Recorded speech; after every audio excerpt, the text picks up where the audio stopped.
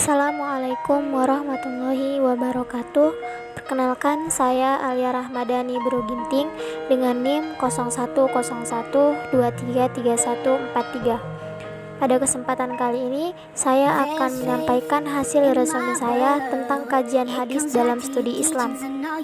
Nah, yang pertama adalah definisi metodologi studi Islam. Metodologi berasal dari kata metode dan logos. Metode artinya cara dan logos artinya ilmu. Secara sederhana, metodologi adalah ilmu tentang cara. Studi berasal dari bahasa Inggris. Study artinya mempelajari atau mengkaji. Sedangkan Islam berasal dari bahasa Arab, dari kata salima dan aslama. Salima mengandung arti selamat, tunduk, dan berserah.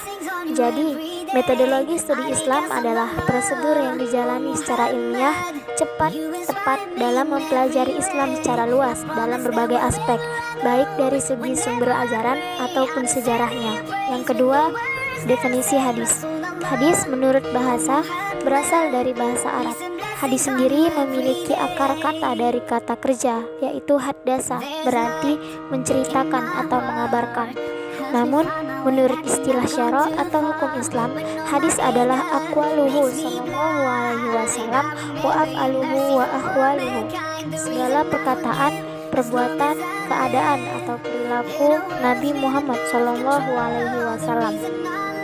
Definisi hadis dikategorikan menjadi 3, yaitu yang pertama, perkataan atau qauliyah. Segala sesuatu yang dikatakan oleh Rasulullah dalam bentuk perintah, ajaran, nasihat, ataupun larangan. Contohnya, hadis dari Aisyah radhiyallahu anhu, dia berkata, sesungguhnya Rasulullah Shallallahu Alaihi Wasallam bersabda, barang siapa yang berdusta atas namaku, hendaklah ia menyiapkan tempat di dalam neraka. Hadis riwayat Bukhari dan Muslim. Dalam contoh hadis tersebut, Nabi Muhammad Shallallahu Alaihi Wasallam secara langsung menyampaikan ancaman terhadap orang-orang yang berdusta atas namanya. Yang kedua adalah fi'liyah atau perbuatan Nabi, yang dimana segala sesuatu yang berhubungan dengan perbuatan atau tingkah laku Nabi Shallallahu Alaihi Wasallam. Contohnya, hadis yang menjelaskan Nabi melaksanakan akan sholat, gerak-gerak yang dilakukan, atau cara ibadah sholat, puasa, haji, dan lain sebagainya. Yang ketiga adalah takririyah, yaitu legitimasi Nabi terhadap tindakan atau ucapan sahabat yang tidak dibantah oleh Nabi. Meskipun tidak secara langsung disampaikan oleh Nabi, namun persetujuan atau diam beliau terhadap sesuatu perbuatan menjadi landasan hukum atau tuntutan bagi umat Islam. Contohnya, ketika Nabi diam saat melihat para sahabatnya melakukan suatu amalan atau tindakan tertentu tanpa memberikan teguran atau perintah yang bertentangan. Dalam hal ini, diamnya Nabi dianggap sebagai persetujuan terhadap perbuatan tersebut, sehingga perbuatan tersebut dianggap sah dalam ajaran Islam. Pembahasan yang ketiga adalah struktur hadis. Struktur hadis itu ada 3. Yang pertama adalah sanad. Sanad berasal dari bahasa Arab, yaitu sanada yasnudu, artinya sandaran atau tempat bersandar. Secara terminologinya, jalur rangkaian orang-orang yang meriwayatkan hadis yang memindahkan dari sumber pertama sampai pada orang terakhir yang menerima hadis. Yang kedua adalah matan. Matan secara etimologi, punggung jalan atau muka jalan tanah yang keras dan tinggi. Sedangkan terminologinya, redaksi atau bunyi hadis yang menjadi inti dari unsur hadis. Yang ketiga adalah rawi. Rawi secara etimologi, orang yang meriwayatkan dan orang yang mengeluarkan pengertian. Sedangkan terminologinya, orang yang meriwayatkan atau yang mengeluarkan hadis Rasulullah. Pembahasan yang keempat adalah pendekatan dan metode pemahaman hadis. Ada 2 pendekatan pemahaman hadis. Yang pertama adalah pendekatan tekstual, yaitu memahami matan hadis secara lahiriah asli dan sesuai bahasa. Pendekatan pemahaman ini dikategorikan dengan pemahaman hadis paling sederhana dan mendasar, karena hanya dengan membaca dan memahami makna lugawinya, kita dapat menarik pemahaman dan gagasan ide yang ada di dalam hadis. Yang kedua adalah pendekatan kontekstual, yaitu memahami matan hadis dengan memperhatikan dan mengkaji keterkaitannya dengan peristiwa atau situasi yang melatar belakangi munculnya hadis tersebut. Metode-metode pemahaman hadis. Metode yang dipakai oleh ulama diklasifikasikan menjadi 3 metode. Yang pertama adalah metode tahlili.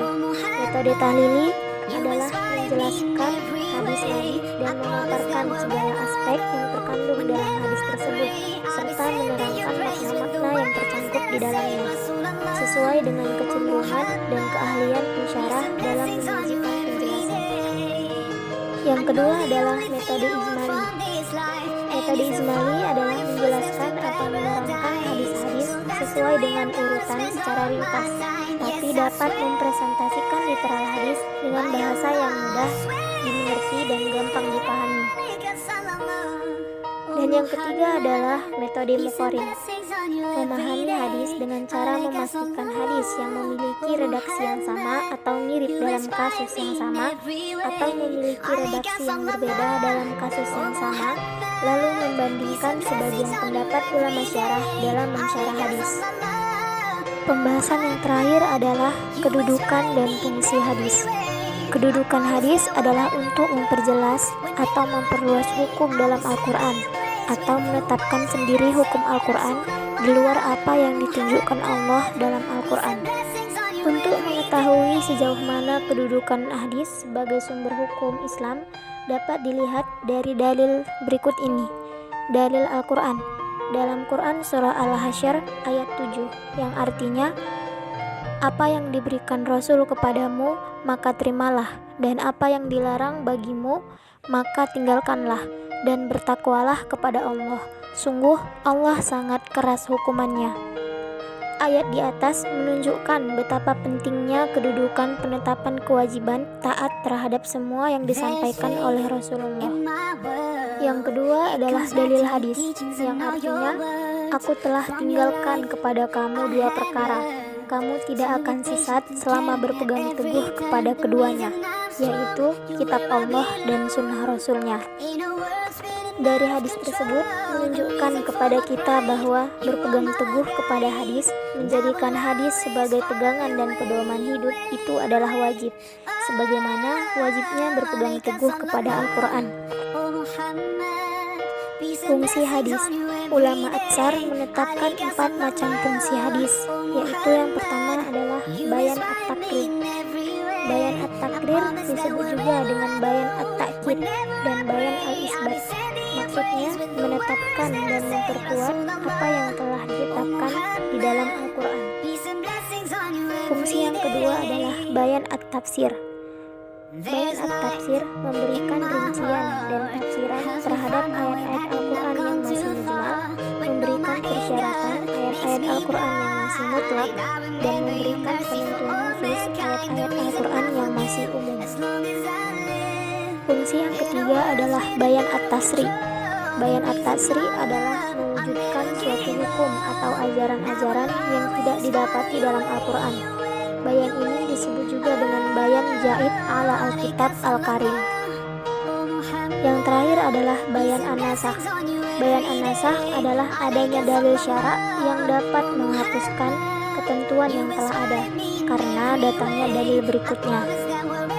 Jadi kesimpulannya adalah hadis adalah segala sesuatu yang disandarkan kepada Nabi Muhammad, baik berupa perkataan, perbuatan, ketetapan, dan sebagainya. Hadis atau sunnah merupakan sumber kedua setelah Al-Quran. Dalam memahami hadis memiliki metode, yaitu metode tajalli, ijmali, dan muqarran. Adapun fungsi hadis itu sebagai bayan at-takrir, at-tafsir, at-tashri, dan an-nasakh. Sekian hasil resume yang dapat saya sampaikan. Kurang dan lebihnya saya mohon dimaafkan, karena kita insan biasa yang tidak luput dari kesalahan. Wallahu muwaffiq ila aqwamit thoriq. Wassalamualaikum warahmatullahi wabarakatuh.